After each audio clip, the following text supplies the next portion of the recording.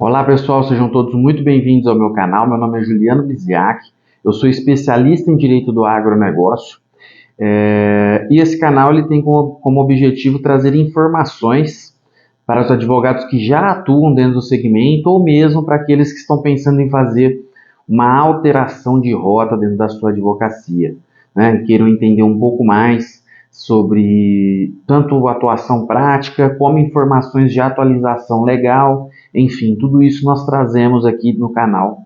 Além de tudo, nós trazemos informações também que podem ser destinadas ao produtor rural que quer entender um pouco mais sobre as questões legais que envolvem a sua atividade ou mesmo questões administrativas, mercadológicas e etc.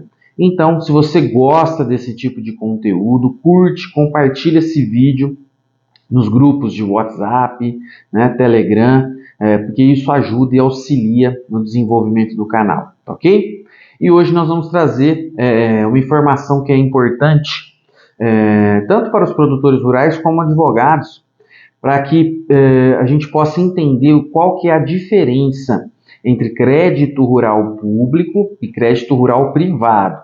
E muitas vezes há uma confusão entre os dois institutos, que tem regramentos e regras diferentes, né? Então não se confundem as duas formas de financiamento, né, da atividade rural, e é preciso saber diferenciá-las, inclusive para que seja apresentada a defesa de forma correta dentro de processos judiciais e etc. Tá?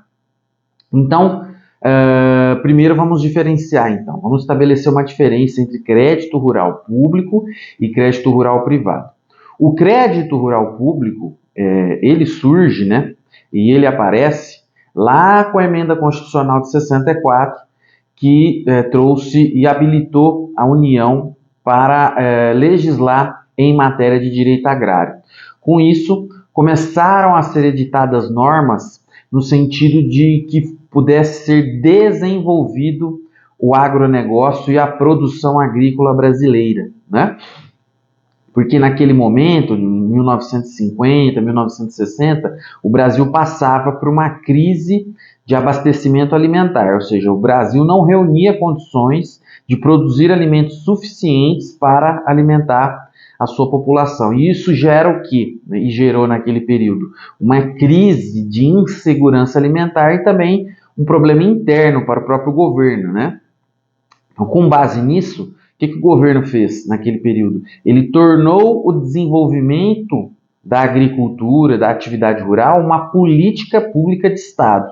Tá? E foram implementadas medidas de política pública para financiar e para fomentar a atividade rural. Uma delas foi o Crédito Rural Público, Sistema Nacional de Crédito Rural. Foi criado esse sistema com o objetivo de financiar a atividade agrícola. Então, foram desenvolvidas aí algumas vertentes de financiamento rural para que o produtor pudesse custear a sua atividade rural, investir em equipamentos e maquinários, investir também em comercialização, armazenagem e, por fim, uma linha de crédito direcionada para a agroindústria, para o desenvolvimento da agroindústria. Então, existem até hoje essas 4 linhas de crédito, né, direcionadas para cada tipo de finalidade, e esse crédito, por ser um crédito decorrente de política pública de Estado, ele tem algumas regras que necessariamente precisam ser observadas quando da concessão desse crédito por parte das instituições financeiras. Então, uma dessas regras que precisam ser observadas é a delimitação dos encargos financeiros estabelecidos nessas cédulas de crédito.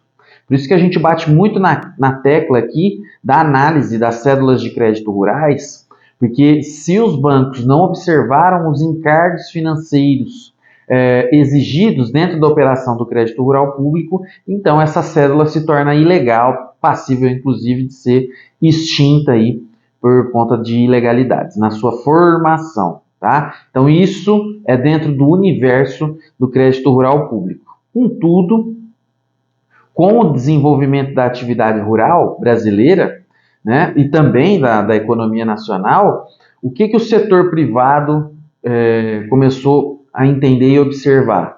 Que era interessante fazer um investimento dentro de um segmento que cresce a cada dia.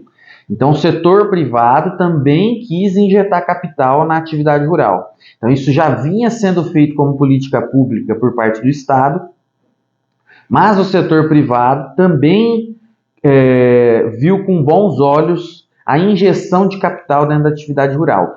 Então, passam-se a ser desenvolvidos instrumentos de crédito para o financiamento da atividade rural, tá? E aí nós estamos falando das cédulas de crédito rural, que elas servem para instrumentalizar o crédito rural público. E aí nós estamos falando principalmente de CPR, cédula de produto rural, física, financeira, cédula imobiliária rural, enfim, entre tantos, a própria nota promissória e a duplicata são instrumentos de política, aliás, de crédito rural privado, no setor privado investindo dentro da atividade rural. E aí a gente precisa fazer uma delimitação importante.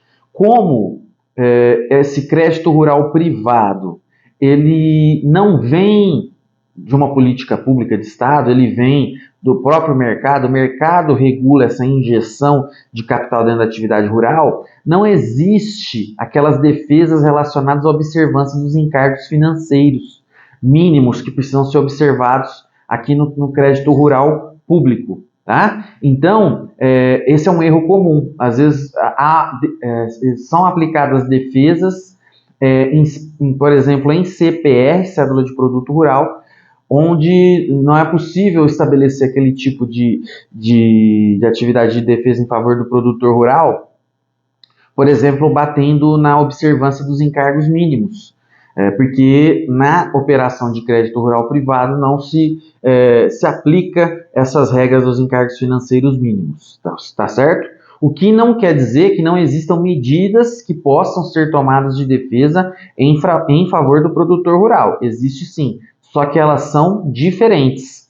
Por exemplo, na formação da cédula de produto rural, existem elementos que precisam constar dessa CPR, dessa cédula de produto rural, e se esses elementos não estiverem presentes, também há a ilegalidade na formação desse título e, portanto, passível, inclusive, de extinção do processo de execução.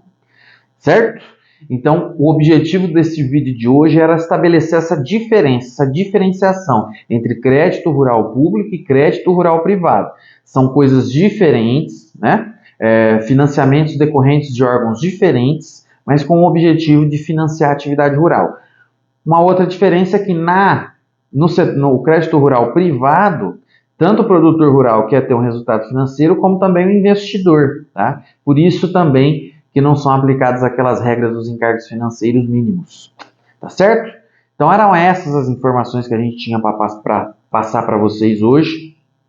Se você gostou, curte, compartilha esse vídeo, se inscreve no canal, isso é muito importante para a gente fomentar aqui o desenvolvimento desse canal que serve para trazer informações tanto para os advogados como para os produtores rurais.